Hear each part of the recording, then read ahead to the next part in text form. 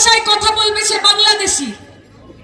সেদিন একজন বলছে যে আপনারা তো বাংলাদেশি ভাষা বলেন। হ্যাঁ, বাংলাদেশি ভাষা আবার কি হয়? আমরা তো বাংলা ভাষা শুনেছি সবসময়।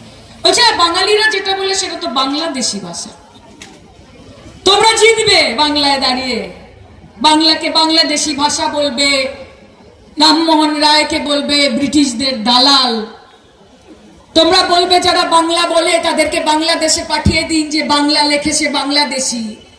আর তারপর ভাববে যে তোমরা ইলেকশনের আগে এখানে আসবে, এসে মানুষের বাড়ি বাড়ি যাবে এবং কানে কানে গিয়ে বলবে যে কানে কানে শুধু একবার বলো তুমি যে আমার, তাই তো?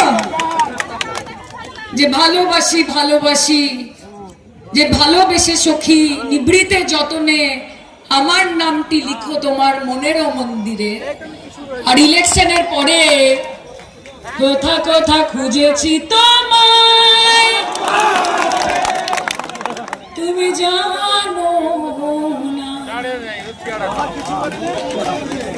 ইলেকশনের আগে তোমরা ভোট পাখি হয়ে আসবে, ট্রেনে করে আসবে, টোটোতে করে আসবে, অটোতে করে আসবে, বাসে করে আসবে, মোটরতে করে আসবে, হেলিকপ্টারে করে আসবে, প্রাইভেট জেটে করে আসবে, গেস্ট হাউস নেবে, হোটেল নেবে, 5 তারায় খাবার খাবে, ভিক্টোরিয়া মেমোরিয়াল ঘুরে দেখবে। তারপর বলবে আমাদের ভোট দিন, আমরা আপনার উন্নয়ন করব।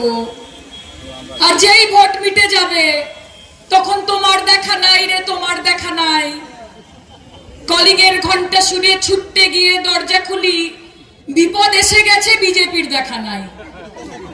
তখন বানের জলে ভাসলে মমতা বন্দ্যোপাধ্যায় পাশে থাকবে, তখন ঝড় উঠলে মমতা বন্দ্যোপাধ্যায় পাশে থাকবে, তখন আগুন লাগলে মমতা বন্দ্যোপাধ্যায় পাশে থাকবে, তখন দুর্ভিক্ষ হলে মমতা বন্দ্যোপাধ্যায় পাশে থাকবে, তখন মহামারী হলে মমতা বন্দ্যোপাধ্যায় তৃণমূল কংগ্রেস পাশে থাকবে। আর ভোট দেব বিজেপিকে, ভোট দেব বিজেপিকে। এখন আবার শুনছি সামনে নির্বাচন, বলছে অঙ্গবঙ্গ কলিঙ্গ। কি অঙ্গবঙ্গ? বাংলা তো জানে না, তার মধ্যে 2-1টা বার করে নিয়েছে ফুটনোট। বলছে অঙ্গবঙ্গ কলিঙ্গ। কলিঙ্গ মানে উড়িষ্যা, দখল হয়ে গেছে।